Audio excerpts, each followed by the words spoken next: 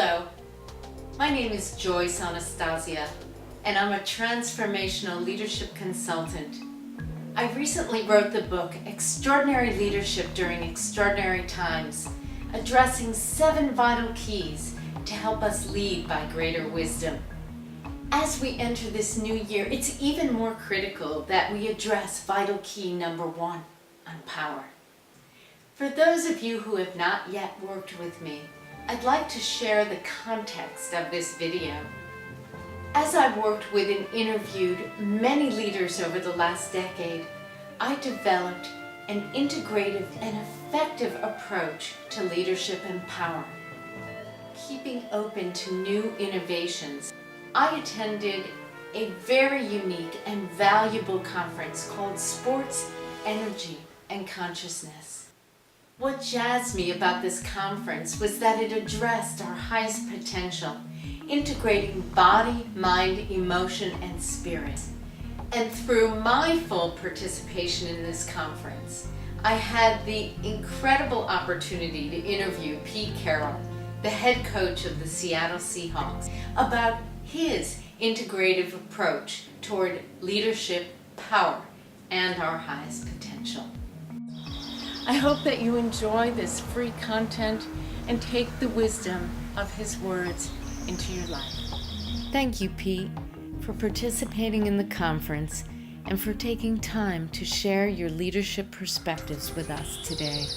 There is a concept that I use with people I work with, consciously choosing power with versus power over. A lot of people have a concept of coaches, especially in sports, as being really authoritarian, top down, you better listen to me. In watching you last night and hearing you just today, I sense that you are more of the power with camp than the power over. And can you describe what that's like for you? Yeah, I think the authoritarian way of coaching is the best way. In general, it's been the most successful over all time, and it allows you an approach that gives you a better kind of avenue to control a lot of people.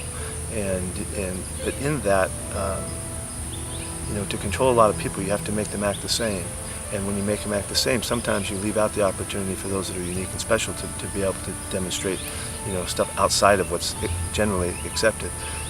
You think of the old army and how they cut everybody's hair off and put them in uniforms and treated them like garbage and yelled at them, screamed at them to break them down so that they could get them to function at a level they could count on. Well, that was great. That's the way to do it, But they set a ceiling on your performance when you do that, and special forces units don't do that anymore. They'll beat them up and make them tough and all that, but they expect guys to demonstrate their uniqueness and the special intuition that they have and the ability to improvise based on circumstances so that they can really function at a really high level.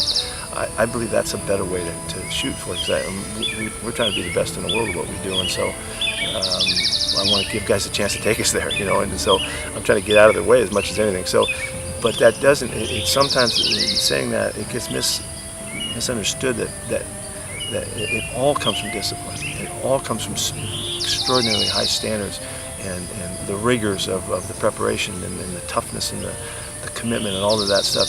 You can't get there without that, but that doesn't mean that the way that you approach it has to be the same way as what we typically understand. And I think that's pretty, I'm pretty much misunderstood about that to some extent, and I can't do anything about that, but I just have found that through helping people be the best they can be, you have to give and take, and you have to work with them, and you have to figure out how to communicate with them really well.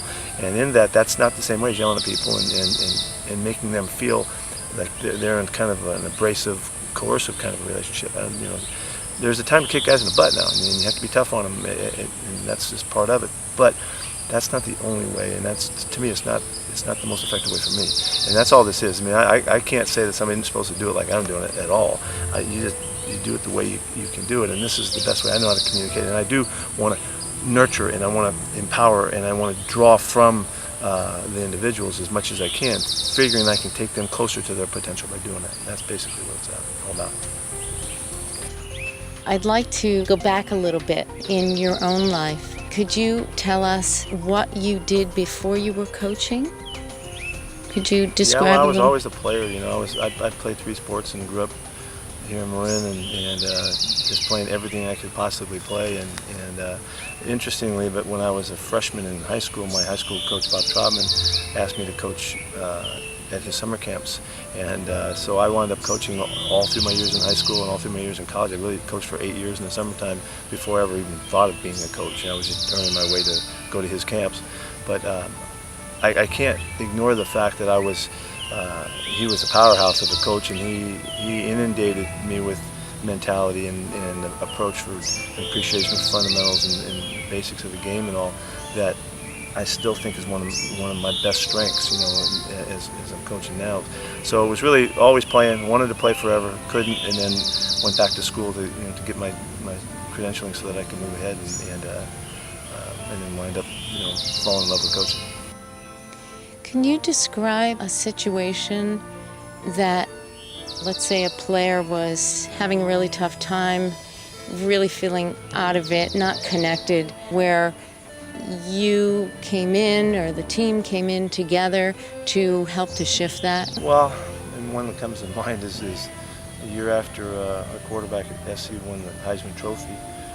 He's coming back for his senior year, and there was a point in the middle of the season where he was just in the dumps, about his play and just feeling like he couldn't get it done and what's happened and how could he possibly, ever get back on track, and he was doing fine.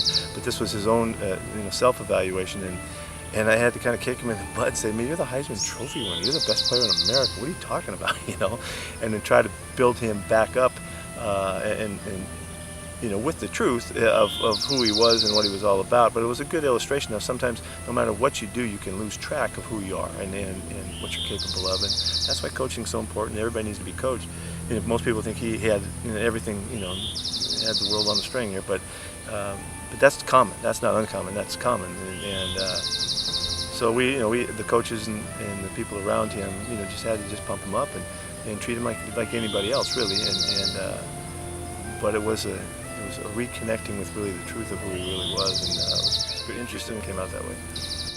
Thanks, Pete, for your hands-on perspective on leadership and your approaches to access our highest potential.